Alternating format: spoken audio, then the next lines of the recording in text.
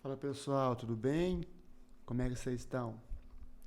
Time, bora falar aqui de um assunto bem importante que está tá em alta, que foi o ataque, né, aí ao Banco do Bacen, que culminou aí na, na perda, né, aí no furto de até, estima-se, né, até um bilhão de reais foram desviados aí do Bacen. E, Wanderson, por que falar desse assunto?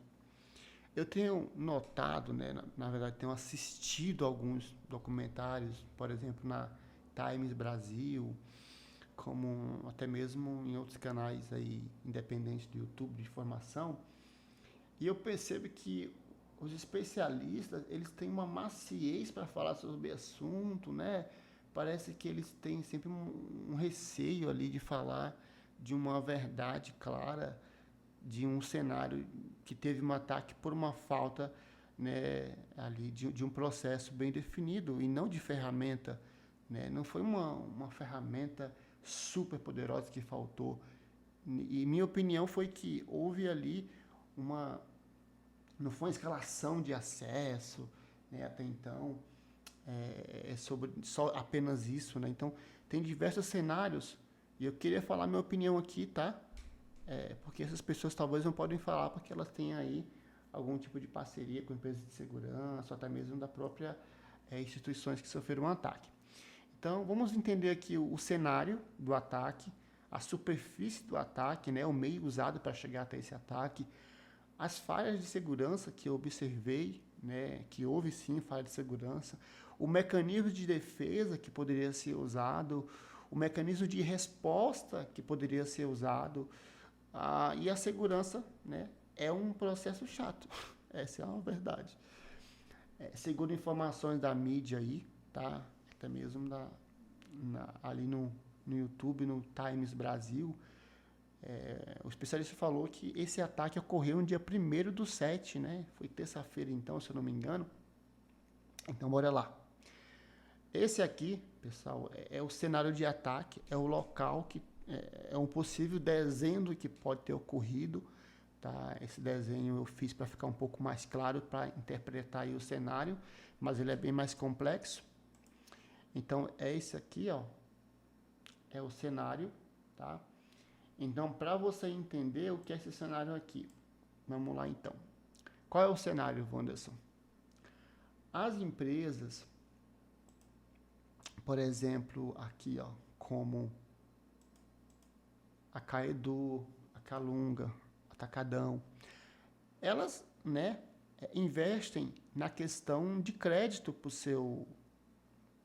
seu cliente. E muitas delas já têm o seu próprio banco, como a Natura, se eu não me engano. É isso, Natura. Isso, a Natura, né? Tem seu próprio banco. Boticário, se não me engano, também tem. Porque isso gera uma renda, né? Você tem ali um cliente já na sua carteira que pode ter um produto seu. Então, aqui, como exemplo, tá? Eu tenho a Caedu, a Calunga e o Atacadão. E elas querem ter um cartão de crédito para o seu cliente, elas querem ter ali um banco interno deles que possa ter as mesmas movimentações que um banco normal. Então, essas empresas, elas buscam ajuda de fintechs, né, digamos assim, fintech da fintech, ou empresas que trabalham com meios de pagamento. Se eu não me engano, no Brasil tem a MASP, se eu não me engano, BIC, algo parecido assim, né? Então, o que são essas empresas? Elas fazem ali um intermédio de acesso de dados de transações bancárias, né, de liquidez, de pagamento e de saldo, entre o banco central e o cliente deles, que é o Caedu, que por sua vez o Caedu fornece acesso ao seu cliente, a Calunga, da mesma forma, né? Beleza. Então, essas empresas que têm toda essa autorização, é completamente regulamentada, passa por um processo rigoroso,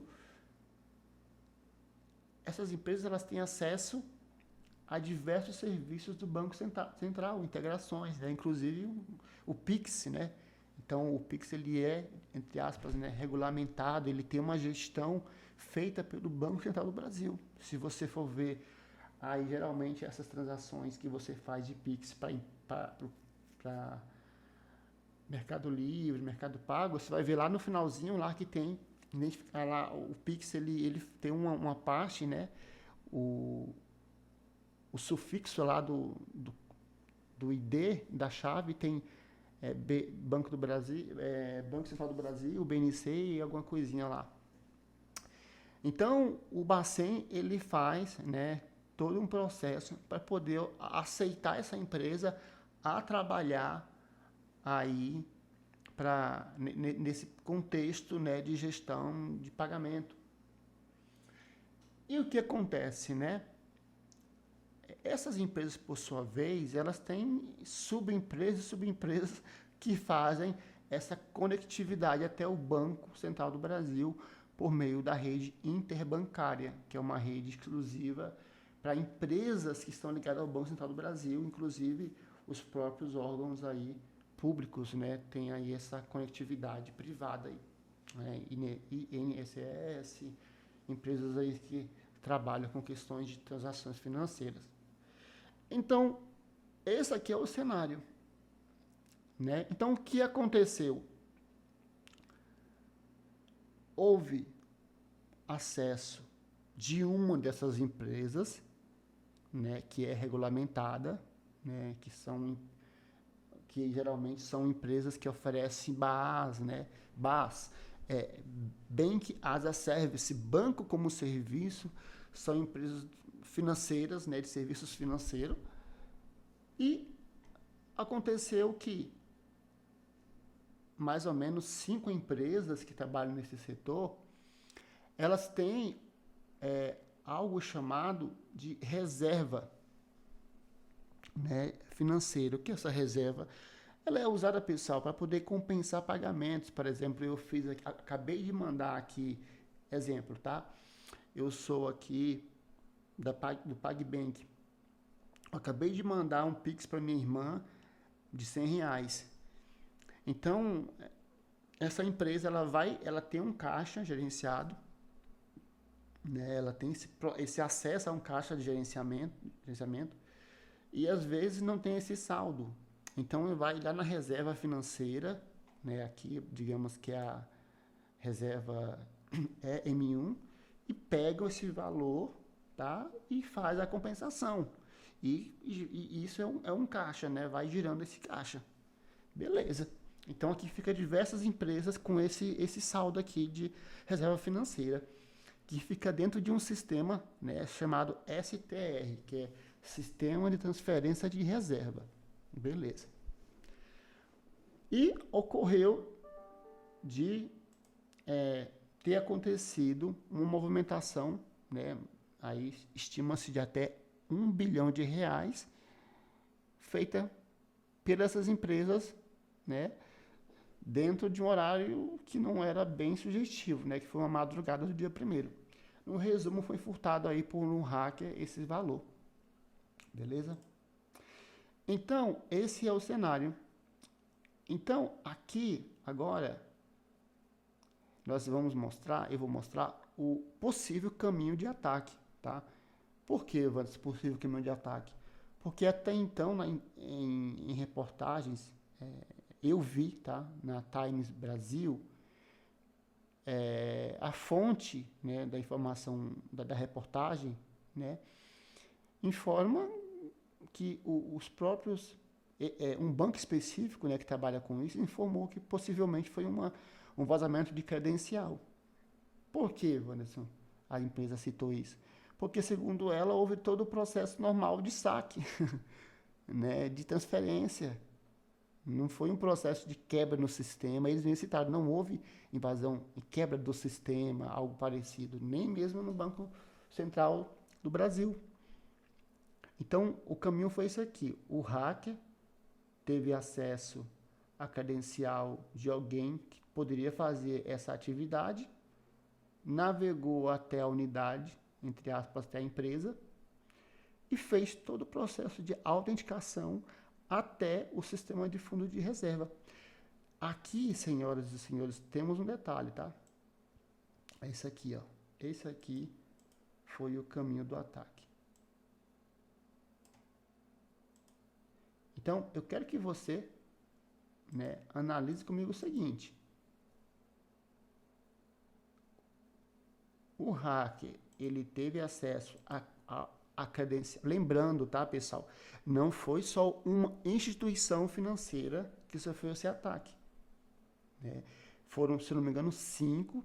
E dessas 5, todas têm reserva, né, no STR, que é comum isso acontecer. E o STR fica dentro do banco, né, do Bacen. Então, o indivíduo teve acesso à credencial. Conta comigo. Ele passou por uma autenticação dentro da empresa, né, que é a prestadora de serviço, né, para o Bacen, segundo informações aqui da reportagem, né, não sou eu que estou dizendo, para fazer todo esse trabalho de transação. E outros também são independentes, né, mas regulamentadas pelo Bacen. Ele passou por uma autenticação, que foi o quê? Chegar até a empresa. Ele passou pela segunda autenticação, que foi se autenticar para chegar até a rede interbancária. E ele passou por mais uma autenticação para chegar até o STR, que é o Sistema de Transferência de Reserva. Pessoal, detalhe, cada autenticação dessa aqui pode ter um ou mais processos, como, por exemplo, MFA, um PIN, um dispositivo verificado. E isso aqui é para ficar mais claro, mas pode ter certeza, tem muito mais processo para fazer essa autenticação, tá? Então, esse foi o cenário, pessoal. Esse foi o caminho de ataque.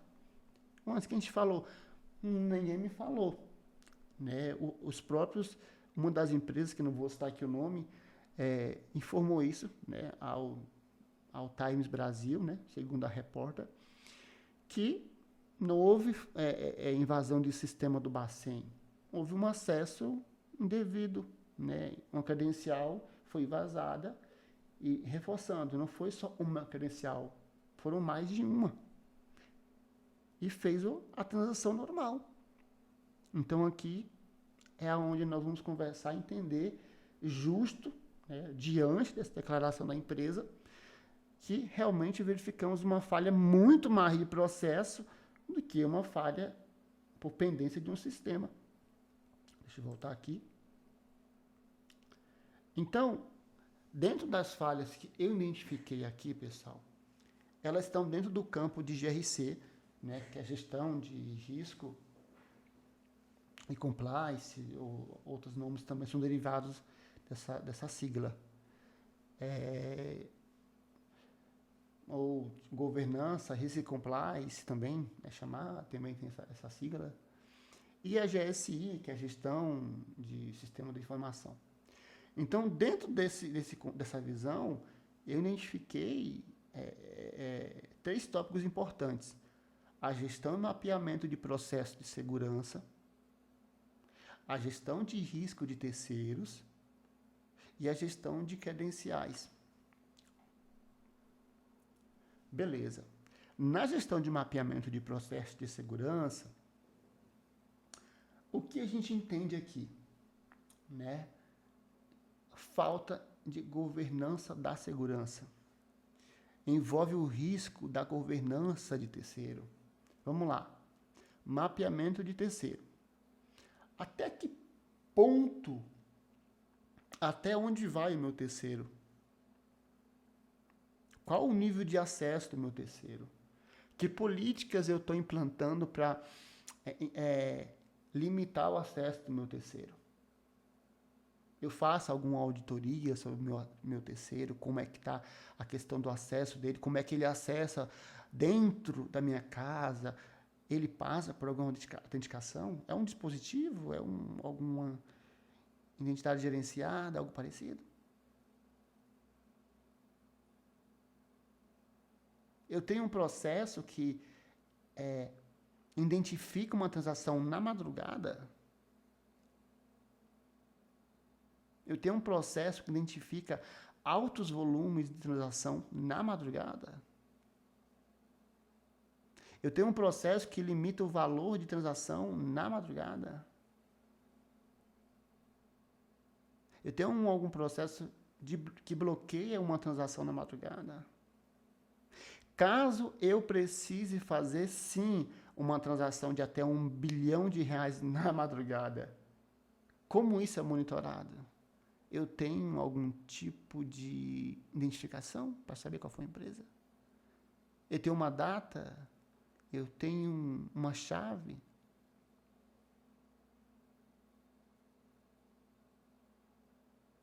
Você me entende?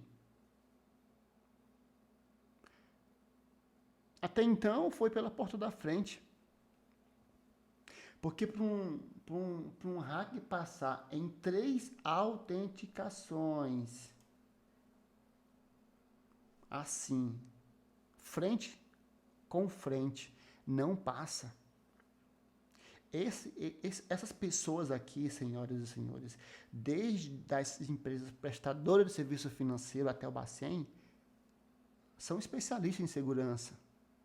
São pessoas que formadas há anos, com ferramentas altíssimas, né, com ferramentas fora da curva, as melhores que o mundo pode oferecer.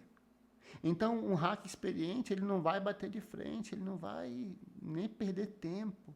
Ele vai fazer ali o seu mapeamento, ele vai sondar o problema, ele vai ver superfície de ataque, ataque lateral, compensa ir direto.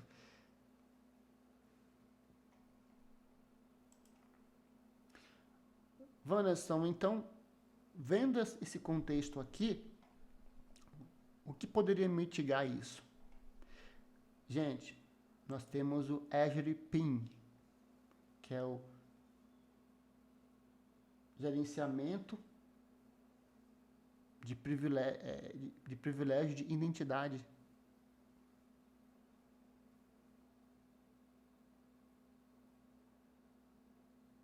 Que é um sistema que eu posso dizer que o tesoureiro João vai pedir o acesso para fazer tal tarefa em tal momento. E ele tem um X tempo para fazer a tarefa, caso não ocorra, vai ser bloqueado o acesso dele. Ele não tem 100% de acesso, ele não tem o acesso 24 horas. Mas ele pode pedir quando necessário.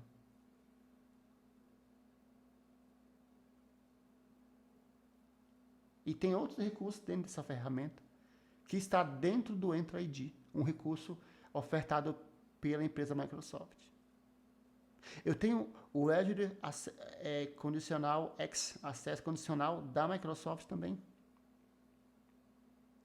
Ele me permite limitar em que momento um usuário pode logar. E se ele pode logar, e caso eu desconfie, que tipo de ação eu posso pedir para validar? Se ele está em casa, eu vou dar autorização limitada. Se não está em casa, não vou dar essa ação. Se está no escritório, eu posso dar esse acesso para ele. Temos também o SSO, que é a autenticação única, onde eu posso simplesmente bloquear todo o acesso do usuário em uma cadeia de sistema com um único botão ou única ação. Ambos os 3 recursos estão dentro do Entra ID, ofertado pela Microsoft.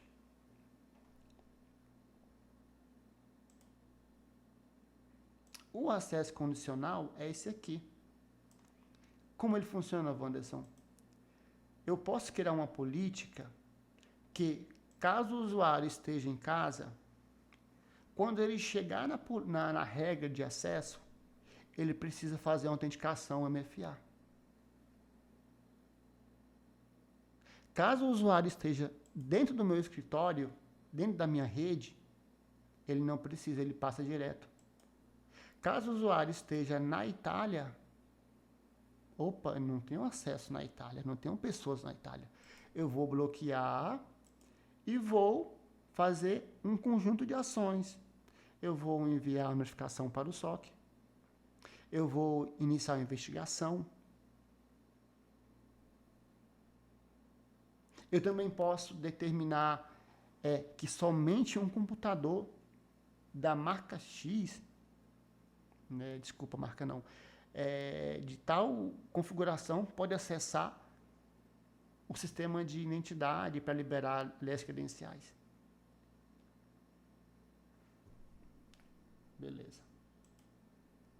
Então, isso aqui é um ponto do mapeamento de processo. Wanderson, mas eu tenho sim. Até então, pessoal, nós não temos informação, tá? Se tem esse processo de transação na madrugada. Eu não duvido, porque geralmente bancos, eles trabalham com questão de carregamento, né? De bate ali, de conjunto de informações na madrugada para poder fazer compensação. Por exemplo, boleto. Boleto você geralmente espera um dia para poder compensar. Acontece essas transações na madrugada para compensar. Mas de 1 bilhão, será que não tem algum sistema que eu pudesse identificar essa transação? Da mesma forma que as empresas que alertaram aí o Bacen, né, por exemplo, as empresas que vendem Bitcoin, notaram essa anomalia. Teve anomalia. Quando você vai fazer uma transferência de Pix do seu banco, que você não identificou aquele valor, o seu banco não deixa. O Itaú não deixa você fazer transferência de R$7.000 no Pix. Geralmente, se eu não me engano, é R$1.000 durante o dia e à noite, se eu não me engano é 2.000. E você pode alterar isso, mas tem que pedir uma prévia autorização. Beleza. Agora, vamos para a visão de GRC e GSI, onde envolve o risco de terceiro e mecanismo de defesa. Gente, mapear o terceiro. Quantos terceiros eu tenho? Em que momento ele atua? Eu posso trocar a credencial dele? Ele tem esse processo de rotatividade? O porquê o meu terceiro precisa fazer uma transação na madrugada? Se precisa, quem vai acompanhar? Opa, mas o meu terceiro X não faz transação de 200 milhões na madrugada durante a semana. Então, opa, vou bloquear aqui o acesso e já fazer uma revogação. Opa, ó pessoal, sinto muito, mas para transações na madrugada tem que ter uma limitação ali de X valor. E caso seja algo maior, precisa abrir um ticket para a gente acompanhar ou para estar notificando. Você percebe que são processos, entre aspas, de uma política básica? Percebe que são um processo que eles nem precisam que você faça o NIST para isso? São processos que vêm ali, não a maioria, uma porcentagem aqui, está na ISO 27001, 27.000. E para isso, pessoal, nós temos várias empresas que oferecem serviço de terceiro. Uma que eu acho sensacional é a Brasiliano Interrisk, né? Inteligência em risco, sistema sensacional que gerencia risco interno, externo, auditoria. Tem a SciPoint também, tem a NQGIN, né? Não sei se é assim que pronuncia, mas se eu não me engano ela não é brasileira, nem a SciPoint, a Interrisk é. Que podem fazer isso. E com certeza o Banco do Bacen tem isso, as empresas também têm isso. Então é isso aqui que nos leva, né, a entender um possível ataque de engenharia social, por vermos uma questão de processos tão simples. Eu tenho certeza que o Bacen segue isso aqui à risca. A empresa terceira também segue à risca. Beleza. Continuando ainda na visão de GRC e GSI, agora no tópico de gestão de credenciais versus mecanismo de defesa, Aqui nós temos um exemplo muito simples. Quem nunca viu lá o Windows, né? Onde você pode ir num AD e configurar que tal fulano pode logar em tal momento. Na VPN também, no FortiGate, você pode configurar até agendar quem pode logar em tal momento. Você pode até bloquear uma conexão de VPN no Fire FortiGate e em qualquer outro Fire também. Por exemplo, ainda assim usando, né, as ferramentas da Microsoft, né, o gestão de identidade, né, o Entra ID, você pode fazer acessos condicionais que limitam o horário de logon de certas pessoas em aplicações X, bloqueia o horário específico, limita grupos de acesso ou dá acesso a grupos específicos. Então, observa que não tem como, até então, até esse momento aqui dessa apresentação, um hack passar de frente nesse dispositivo.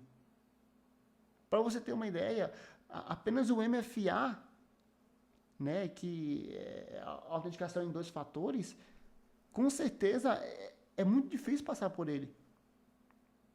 Então, voltando aqui na nossa imagem e vendo o percurso do ataque, você logo entende que teve sim informações privilegiadas, teve um momento ali de acesso específico.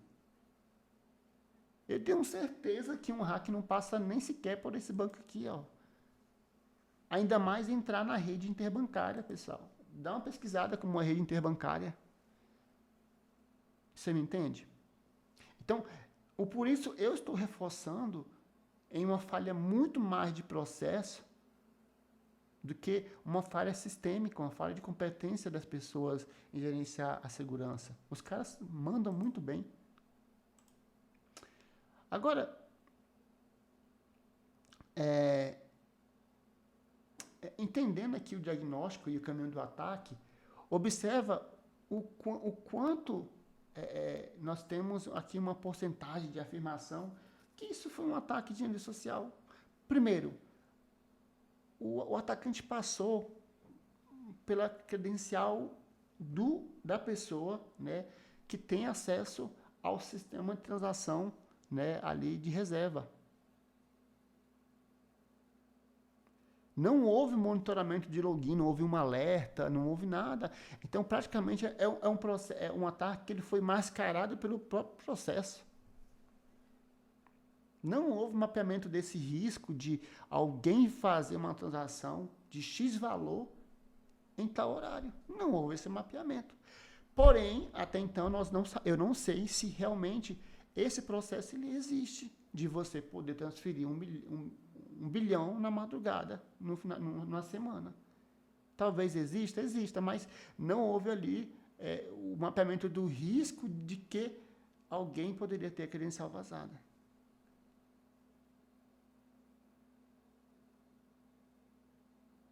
Então, aqui está claro que a superfície de ataque ela foi ali o usuário e o uso de engenharia social. Pessoal, errei bem aqui, tá? Desculpa.